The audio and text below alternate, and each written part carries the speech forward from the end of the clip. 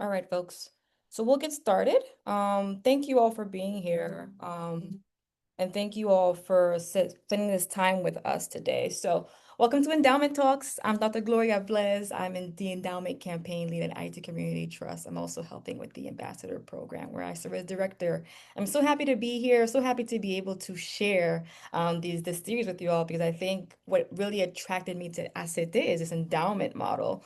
And so, the purpose of today is to spread awareness about endowments, about community foundations, but also to inspire folks to learn more and to learn about other models such as the Miami Foundation, who we have as a guest here today. So before we hop into our episode, I'd like to just have our executive director, Elisa Jean, Dr. Elisa Jean, give us a bit of words to just get us started. Thank you so much, Gloria. Lone tout moun. Yes. Hello, everyone. My name is Dr. Elisa Jean, and I am the Executive Director of Ayiti Community Trust. And on behalf of the Board of Trustees of ACT, I warmly welcome you to this series. We are honored that you've chosen to spend these next few moments with us to learn more about our mission and the vital role of our Forever Fund and how it plays in supporting IET's rural communities. At ACT, we believe that long-term transformation comes from investing in sustainable, locally driven solutions. We encourage you to explore, ask questions, research what other nonprofits are doing, and then decide for yourself what models best build true self sufficiency. Our approach is grounded in over 30 years of research. And in our first 9 years as a community foundation, we've seen firsthand how funding grassroots Haitian led organizations around our pillars of civic education, entrepreneurship, and environmental initiatives can spark real, lasting change. Thank you again for being here. We invite you to stay connected by subscribing to our monthly newsletter on Avant or by following us on social media. And there you can witness how communities across Haiti are building a better future together. Merci en pile. Thank you very much. Back to you, Gloria.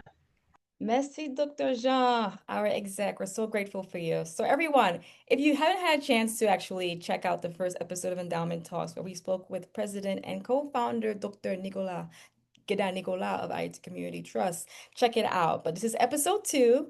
And on episode two of Endowment Talks, we'll be speaking with the Miami Foundation's president and CEO, Rebecca Fishman Lipsey, RFL for short. The Miami Foundation is one of Miami's leading investment firms. The institution accelerates leadership, generosity, and a sense of belonging across Miami that inspires people to become change makers.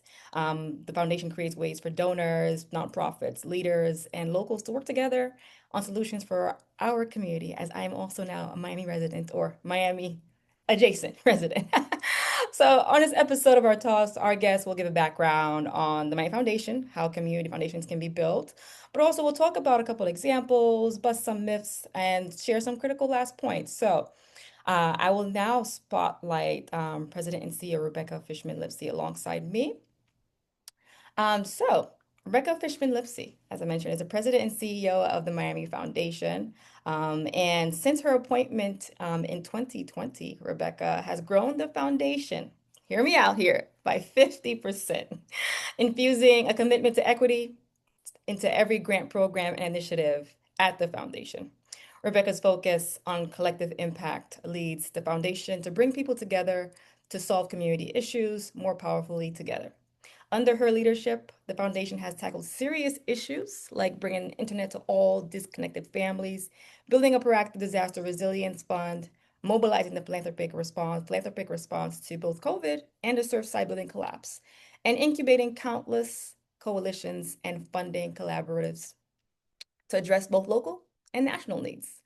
Rebecca was named the best nonprofit executive by the International Stevie Award for Women in Business, best role model by the Miami Today, and 20 under 40 by the Miami Herald. She holds a master's from the Bank Street College of Education and graduated as valedictorian of her University of Pennsylvania undergraduate class. I'll just stop there. And I would love for Rebecca now to just add her personal touch to this bio. Give us a story how you got to the foundation and tell us some personal things that make you even closer to the Miami community than I am.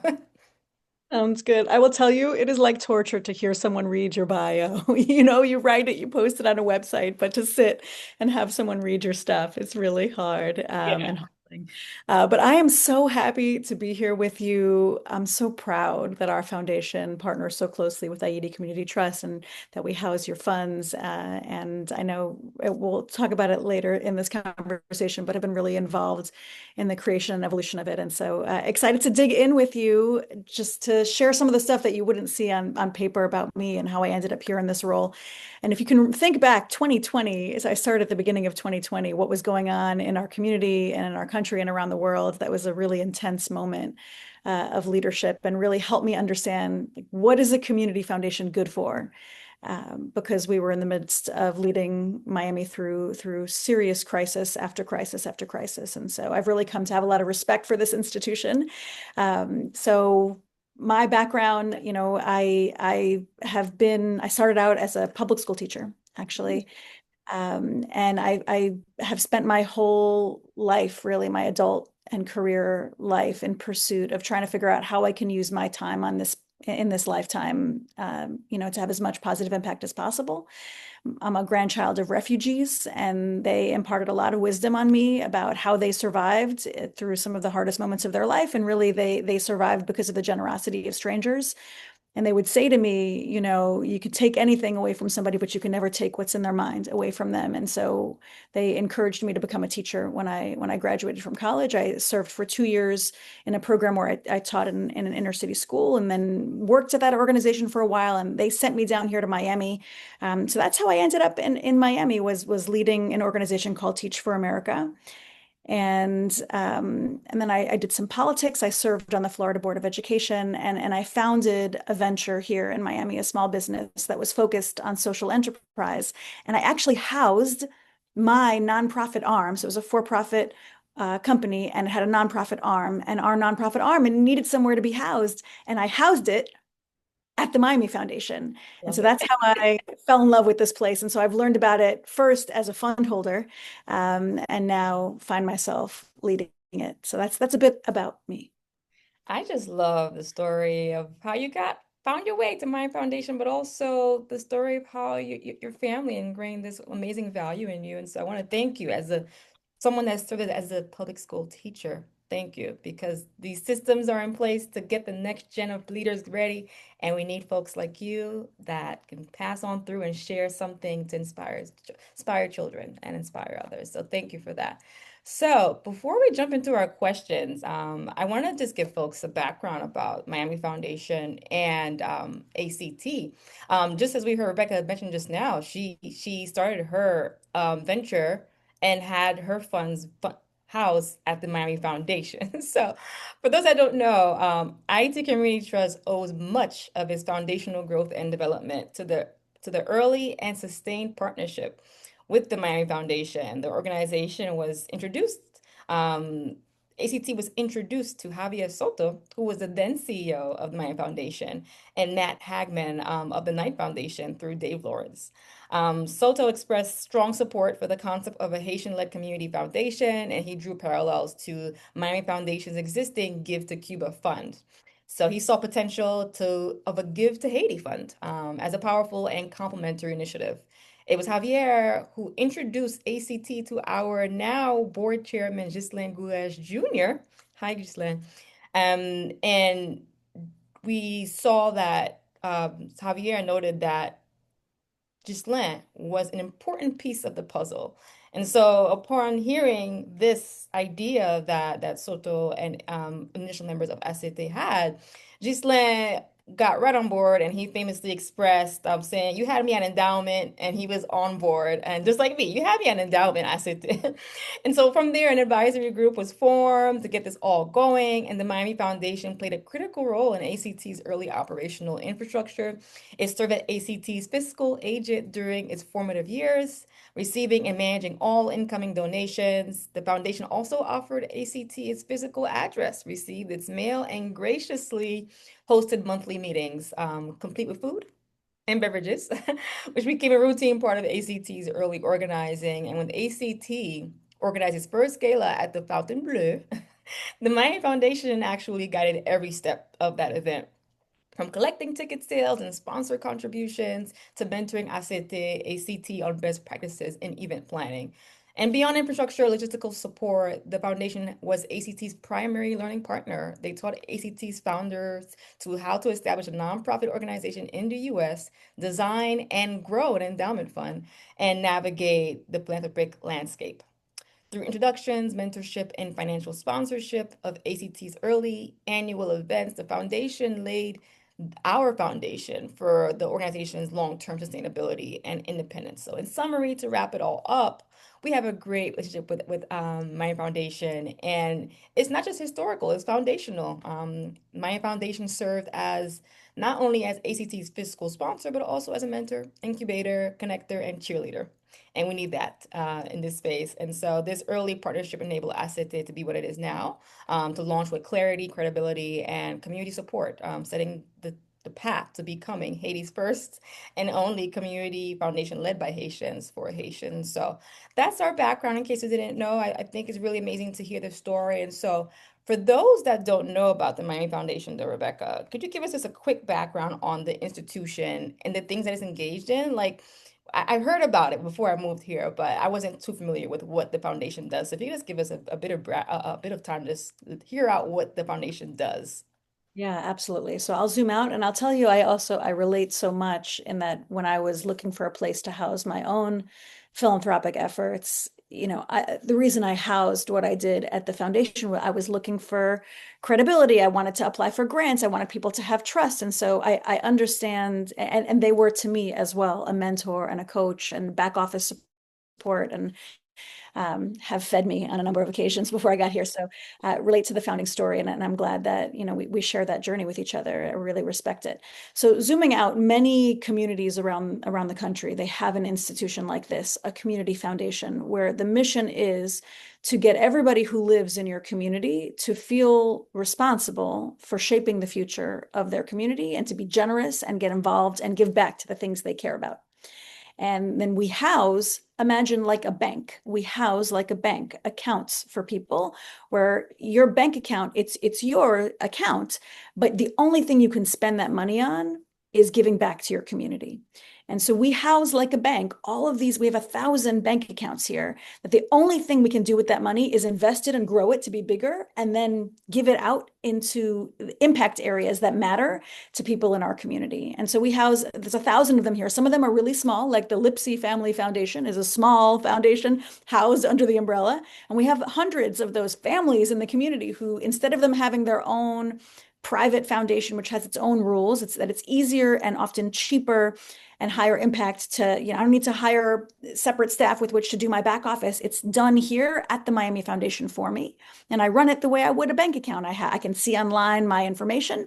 But then there's also some much larger institutions who choose to house their philanthropic efforts here. So like the Miami Heat, instead of them having their own separate fund, we house their fund, or like the Perez family, we white label their large Crearte program. And so it's their family that has their website and is doing, but really behind the scenes, it is our foundation at the Miami Foundation that's running often a lot of the back office work and building out that website for them and running the grant programs for them. We have people like, let's say, Royal Caribbean, when they want to run a scholarship fund, we will run the scholarship fund for them. And so on any given day here, there's a lot of activity coming in of people who are interested in investing into the community and then people who are investing out resources into the community. And we run it like a bank. And what we can do, especially for people who endow their resources, is we invest the money. It doesn't just sit here and do nothing. We invest it so that it grows in the market. And then as it grows over time, the money, it's larger and larger with which for us to have a greater impact in the community each year. And so we basically have two responsibilities at the foundation. The first one is managing resources really effectively and building relationships with Yeah. as many people as possible in Miami to get involved and give back here. And then the other thing we need to do is build a relationship with every nonprofit and change maker and understand what's your vision, what are your goals, how can we help you, how can we invest in you, and the impact you're trying to have in our community. So that's at a glance of what a community foundation is. Well, that's an amazing glance. Thank you for providing that, Rebecca. So it sounds like Miami Foundation is a place to go to if you want to get some credibility, I think, like you mentioned, but also have an entity be able to do the back office work that you probably can't do independently as a own private foundation or fund. So I want to take a moment to talk about endowment funds specifically. So and how they're managed at the foundation. So I also want to give you a chance to brag a little bit more about the foundation, what they do. So, why do organizations come to Miami Foundation to set up an endowment? I'm going to assume that there are other entities that can do this as well, but why Miami Foundation? And I guess I offer this a space to brag a little bit about some of the accomplishments. So, I mean, I love this institution, but we exist to help organizations grow wings and grow faster and grow resources in ways they might not be able to do by themselves. And so we house a lot of assets here. We're pushing about $600 million at this point. And so we can get financial access to resources at volume that if you're a small organization just trying to build, you're not going to get the attention that you would need from vendors and from banking institutions with which to manage your resources. It's cheaper for us, and we get a higher level of support. And so for me, when I was looking for a place, I wanted someone who could get me into the rooms that I needed to be in, and could negotiate on my behalf and manage assets for me. And I didn't have expertise in figuring out how to do that, and so I went somewhere that was already doing that with so many different trusted partners, and was able. It benefited me, and I think as well has benefited Ayiti Community Trust and many others. Exactly. But I think many people they don't know, even as they're growing, like what is an endowment, and or what is a reserve fund, and how could this benefit me? And when organizations are beginning to think through not just what impact do I want to have this year, but actually what impact do I want to have forever? Exactly. That's when they'll call us and say, okay, I'm getting to the forever plan. And I'm ready to mature in that way. And that's when they'll often partner with us to build their forever plan. Yeah. Yeah, no, and as you speak about this, I mean, questions are coming up in my mind. So I encourage folks to use the Q&A function as part of the Zoom just to get some questions in. Because this is also an opportunity for folks to learn about these mechanisms.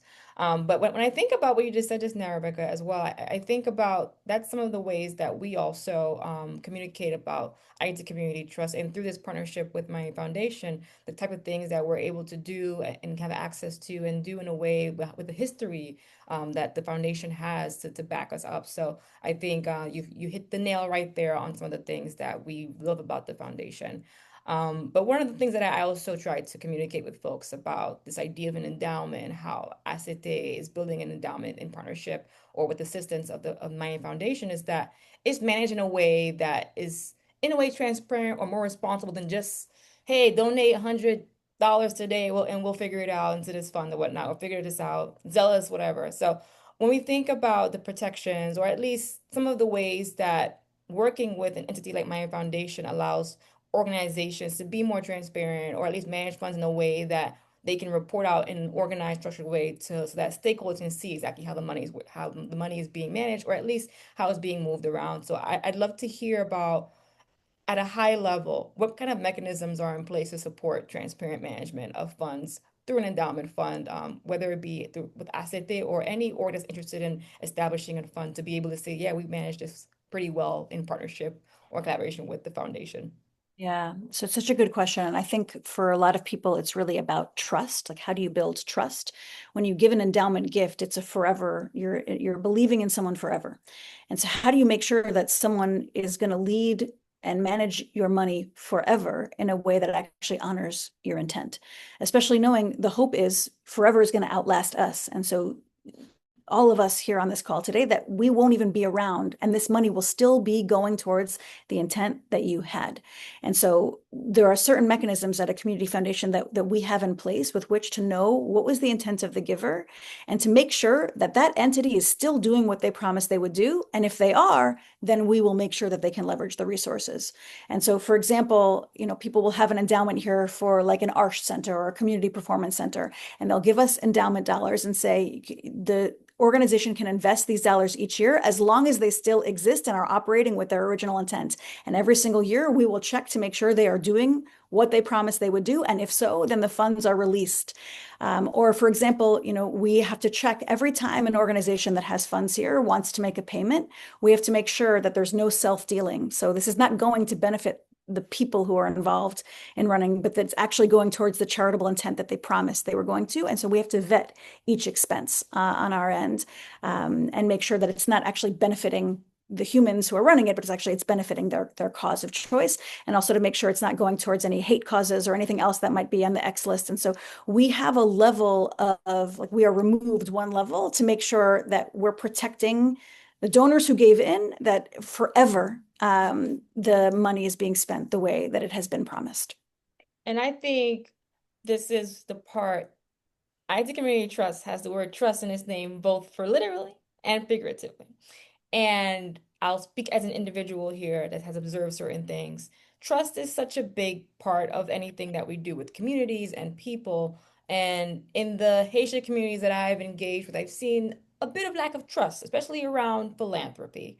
With reason for concern, of course, because certain cases that are not managed as transparently can have some risks associated with them. So I think the idea that there's an entity that you sign an agreement with to manage funds a certain way, distribute funds a certain way, that has all these checkpoints for all activities, whether it's are you allocating the funds the right way? Are you making payments to things that are not risky or not on the X list, or the list of orgs that or things that you shouldn't be doing that are harmful to communities both locally and globally, but also committing to the promises that, like you said, Rebecca, this fund or these funds that are managed by the foundation will outlast us.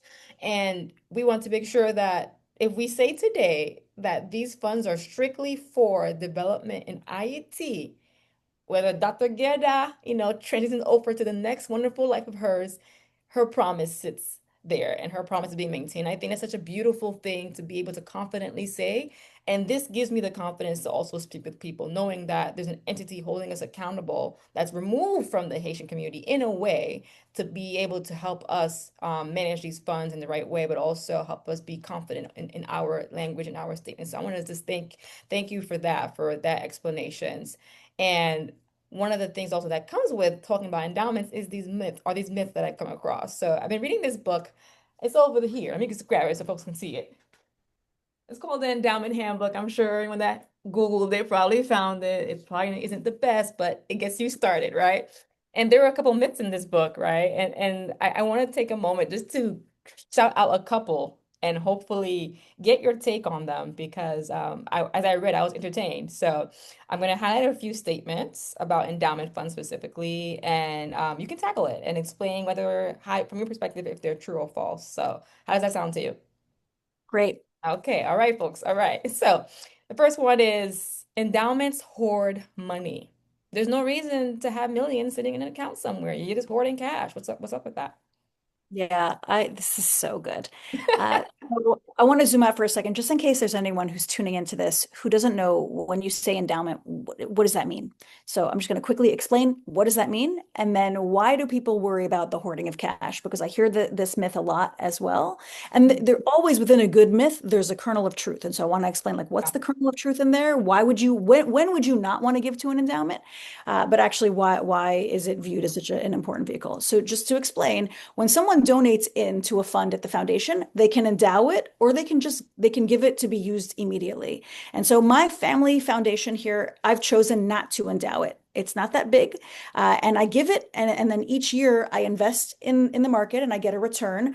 But I almost always, every single year, I deplete my fund all the way down to zero. And I want to have the ability to do that, to spend right now every dollar that I've got all the way down to zero. If I were to endow my dollars, I'm making a forever promise. So let's say there was a specific issue, like let's say immigration is something that I really care about, and I want to make sure forever in Miami, every single year, there's going to be some money from me that goes towards immigration. And so what I'm going to do is I'm going to choose, instead of being able to spend down to zero, I'm going to choose to make a long-term endowment promise.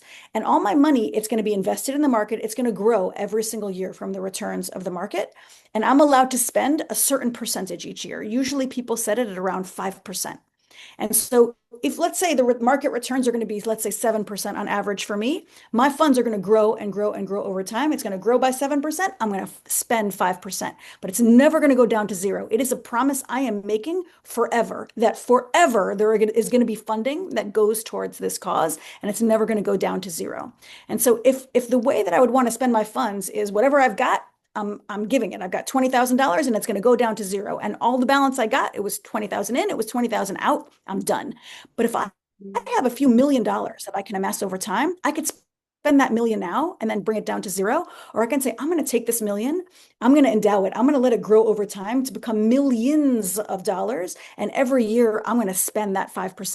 And it's going to enable me to spend real money each year on my cause, but it's never going to go down to zero. It is only going to grow and grow and grow over time. It's a very different type of promise to make to an issue area. And so when you have, let's say, for example, for Ayiti Community Trust, you have a promise you want to make to a land and to make sure that lives for you're going to grow something that lasts and that's large enough to be meaningful every year, but you're never just going to blow it all in one year on one issue area. You're going to make sure that it's there in perpetuity. It's a very different type of promise. And in the end, what ends up happening is because you're investing it over time and it grows even more than you spend, it actually enables you to build a different kind of resource for your community because of the size that it will become, and it never depletes. And so it's a very special type of savings. And so the myth that you shared was it's hoarding money. And I get it because it's hard to save when you see something important that you'd want to spend on right now. But the truth is, you if you deplete down, if you spend it all down right now, it's gone. And when you endow, you actually end up building more resource over time. Your community will receive many times over what they would have received if you spent it all down in that first year. There are moments where the right choice is give it all right now, and we'll figure it out tomorrow about tomorrow. But there are other times and other moments, and the group of leaders who founded ACT, that what your promise was we're not just going to spend it right now. We're building something lasting. We believe in the future. And people who give to ACT, they're giving because they're making a promise for forever. Yeah, no, thank you for that. I think that was a great explanation, a great way for folks to know that sometimes you don't have to endow because you want to spend your money down. But also, if you have a forever promise, that you can have this endowment model be available. So thank you for that clarity and for that explanation. So moving on to the next myth. If you have millions in an endowment fund, there's no reason for you to fundraise for yourself to manage it. It's there. What's up with that? Yeah, so I appreciate that. So this is a math game, you know? So the question is, how much money do you want to have to invest each year? And sometimes people will hear, oh, so we launched a $20 million endowment here for emergency, 5,000 or 5% of that each year on your cause. And so people would see, oh, it's got this much money. Well, so you don't need to raise each time there's an emergency. It's like, no, actually, that's not the case at all. What we need to solve problems each year is an endowment that is much larger than we have. Otherwise, if you're investing, let's say $50,000, $100,000 each year, you can do some good with that, but you can't do something transformational with that. And so, I think when people see, oh, an endowment has 3 million and it has 5 million, that sounds like a lot of money, and it would be if you spent it all this year.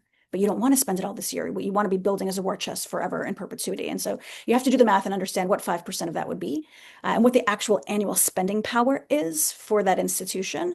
And that will help you set your real goal. But I've had a challenge similarly in the past where people will see the total sticker number and they'll say, wow, you all have everything that you need. It never needs funds again. But you have to think through what's the size of the challenge we're trying to address? What's the size of the need? What's the size of the promise we want to be making to this issue? And then set a goal for your endowment to be that large. Yeah, no, thank you for that. I've also, of course, prior to joining and learning about all these philanthropic activities, folks have said, well, you guys can manage your own. You guys don't have to fundraise for general operations funds. So that's also been a comment I've heard folks say. So trying to discern between these are endowment funds, investment funds, but also these are funds that we use to help us as a team manage this endowment fund. So there's been Yeah. that as well.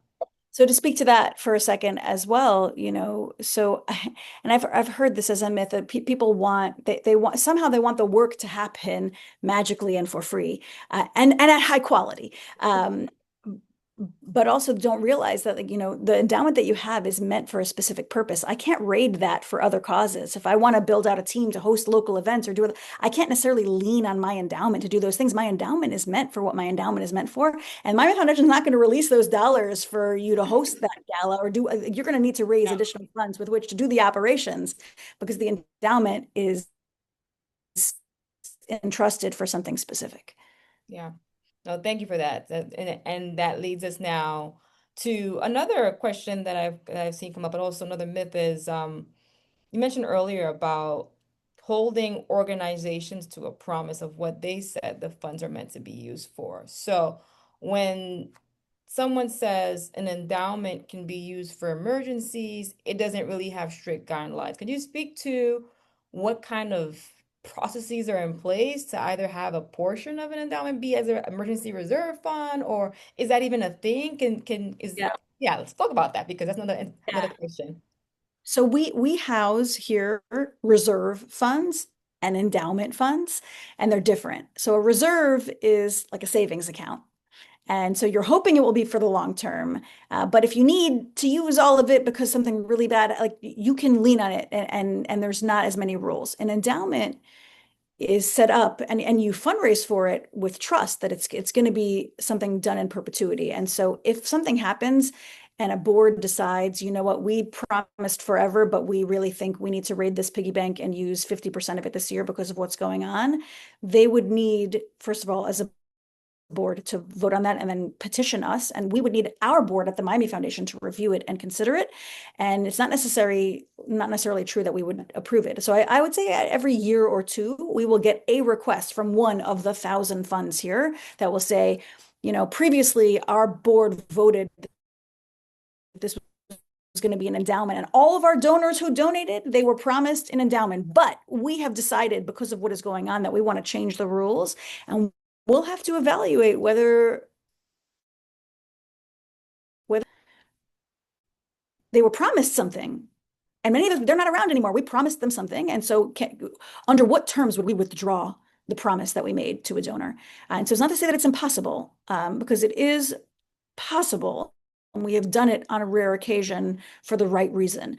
But it's something you want to be really thoughtful about because you've raised funds with intention. Exactly. Now, thank you for that. I really appreciate that response. So it makes me think about, Haiti's context, IT's context specifically. There's a lot of natural disaster and humanitarian crises at times. So it makes me think about those moments where, okay, there might be an endowment fund for this, but our work and our communities are affected by this massive humanitarian crisis. And I can imagine that being a possible petition that's put in for an entity such as ACT. So thank you so much for that response. And I did want to now kind of transition over to the Q&A engagement piece. So I do see a couple of questions delivered to us. So I'll take over Dr. Natasha Janak, who's also a member of ACET's board. So Natasha would like to know, one, she thanks us for engaging in this discussion. And she'd love to hear more about how the Miami Foundation, the strategies for involving millennials in understanding endowments. Now, Natasha, I'd like to know a little bit more about why millennials in general, why millennials specifically, but I guess we could also extend that to Gen Z, right? Like, how are we engaging those groups, but also what approaches have you found effective in fostering their interests and participation? It's so interesting. It's such a good question. So I will say elders understand legacy in a different way. And it used to be that I didn't understand why that was. And now that I'm getting a little older, I think I respect and understand a little bit more. There's a time in your life where you're going for it immediately and you want to see as much impact as possible right now. And there's a time in your life where what you're thinking about is what will be left behind from my lifetime. And when you switch over into the part of your life where you're thinking about what will be left, what is my legacy? What are the stories that will be told about me when I'm gone? What will be the impact on earth when I'm not here? That's when people begin to really think about giving in a permanent kind of way. And actually, as they're weighing, do I want to give, let's say I have $100,000 left that I've amassed in my entire lifetime. Do I want to spend it just this one year and then it's out the door? And I can have big impact this year? Or do they want to say, I'm going to take this $100,000 and this is going to be my dying wish that I give it to this cause and something is given from me for generations that was my lifetime amassed. And I think it's a harder sell at times to younger generations to think about their forever because they're still building their right now. Mhm. And so, it's such a good question about how you entice a younger generation to think about what their forever is and to ask people the questions at the beginning of their career. At the end of your career, what do you want to be said about you? At the end of your life, what do you want to have done? And for people to realize you don't need big money with which to endow. You can endow something that is small. You can pick a cause and a promise that you want to make that you believe in forever. And so if you have people in your life who they care about an issue area and they really care about it, to ask them to think about what it would look like for them to give something right now and what it would look like for them to give something where actually forever it's promised. I see when people think about like what do you wish you could protect forever? I see a different kind of reaction from millennials from that than would you like to build an endowment, which sounds really processy. Yeah, yeah. That's a great point you make because endowment sounds so fancy. No, no, this is for rich folks. It's not for me. I'm just a tech bro. I'm just a finance person. I make enough, but not enough to say endowment contributor. So I really appreciate how you just broke that down. It actually makes me think about two things. I remember reading how one of our first contributors to the endowment fund through the Give Haiti Fund that was founded way in the beginning through the foundation was from an elderly person in the Miami community that saw the value in this. And I just remember that story as it talked about how elders begin to think about their legacy and what they're leaving behind.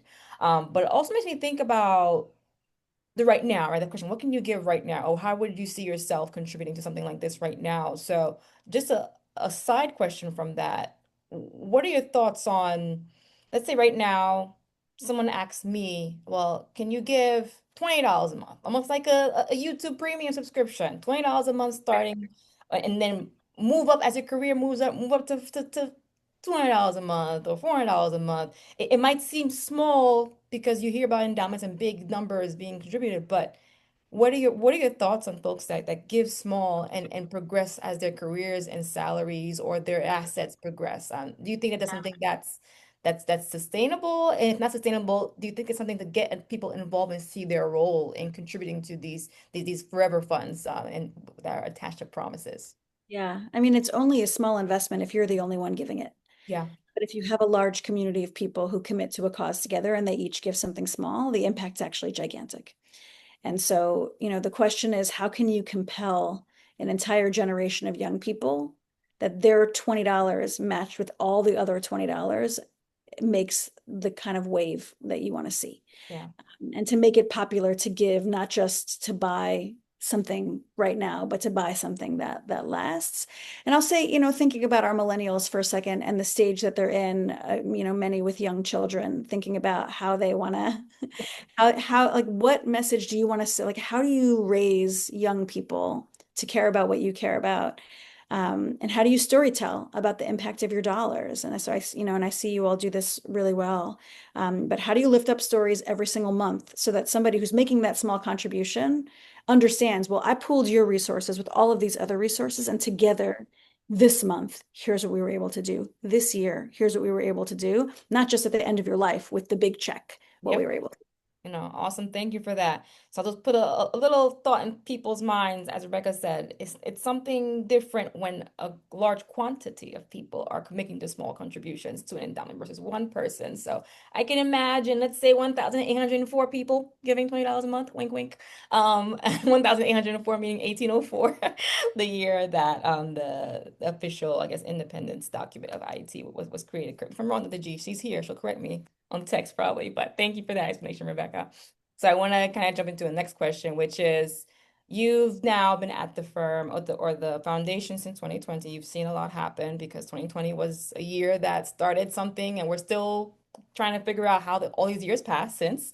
But one of the questions I've seen posed to us is what are some of the lessons that the Miami Foundation can share about creating, building, and sustaining an endowment? And I can imagine this being that you've seen some things happen or seen portfolios of things, and I guess both whether it be from the high level point of view or specific examples that you've come across that can speak to some tips or lessons learned, whether it be in creating, building, or sustaining endowments with the foundation.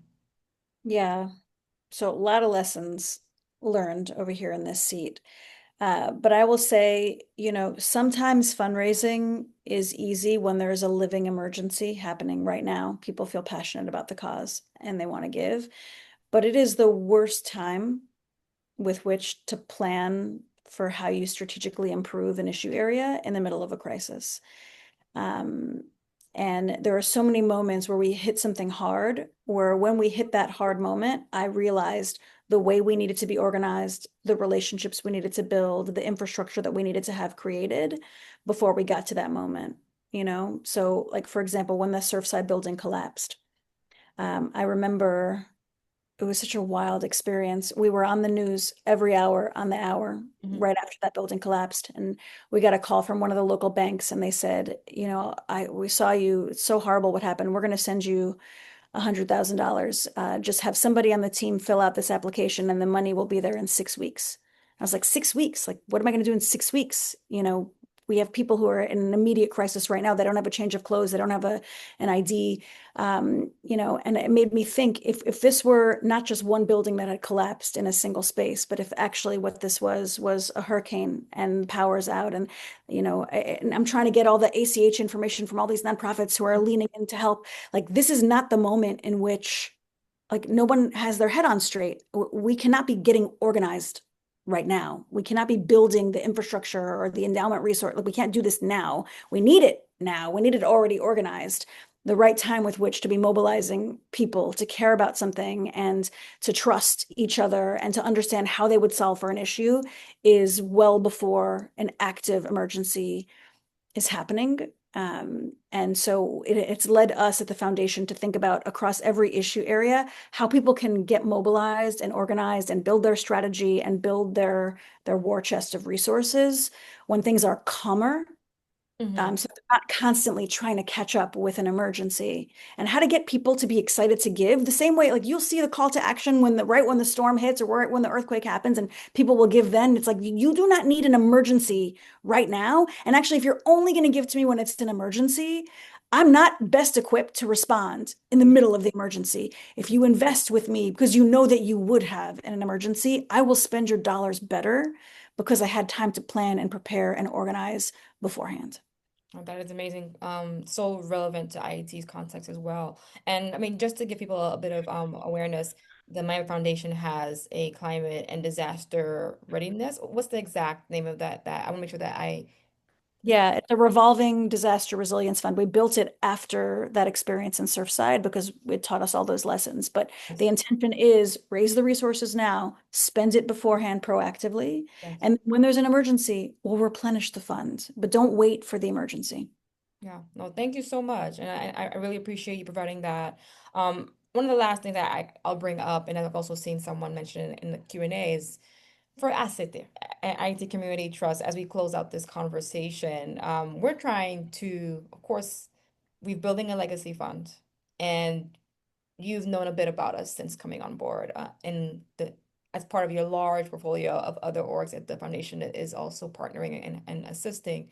So, I mean, as you think about our org, some of the things happening in our community here in Miami, but also in IT. I mean, do you have any advice for us as we continue to build this legacy and continue to build this trust in our communities and, establish this forever fund that will keep our promise of a sustainable development and key pillars in IET?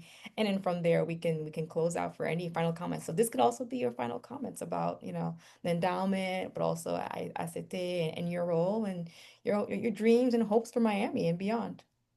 Ooh, big and loaded. I mean, I will say, first of all, you're the one who should be giving advice. You're on the ground, in the leadership of what you're trying to do. And so I would love, for the final word to be yours, not mine.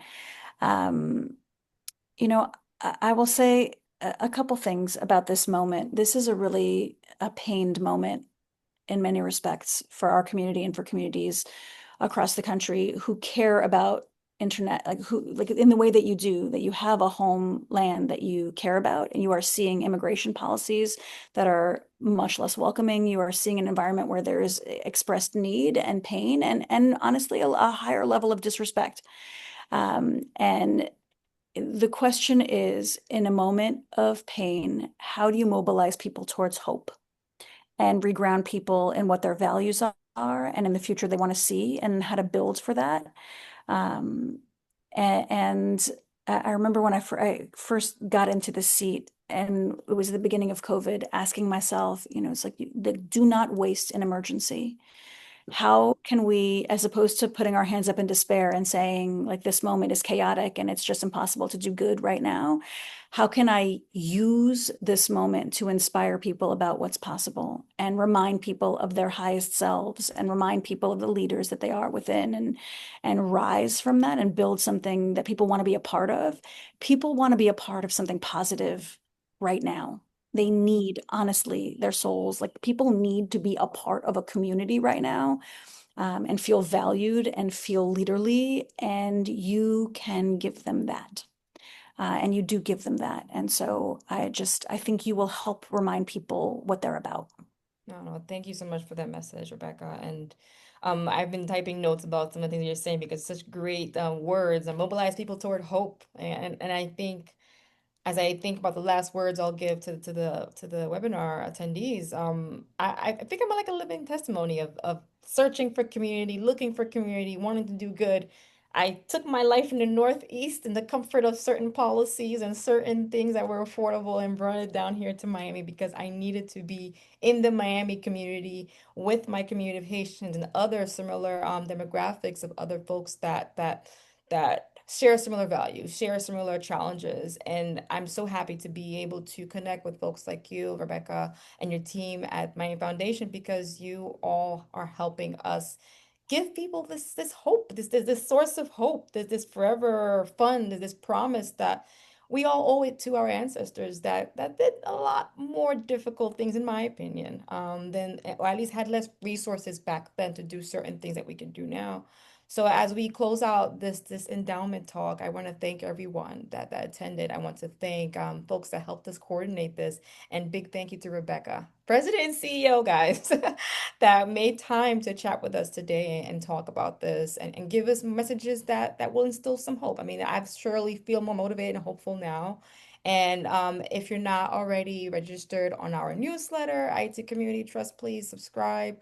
We are here to do the mission and provide this promise and keep things going, build this legacy or continue the legacy of our ancestors to make our land prosperous, self-sufficient, and hopefully a place that we can all go to and enjoy. And so thank you again for tuning into Endowment Talks with the Miami Foundation today on episode 2. And I look forward to chatting some more with others. But again, thank you to the Miami Foundation team for making this possible.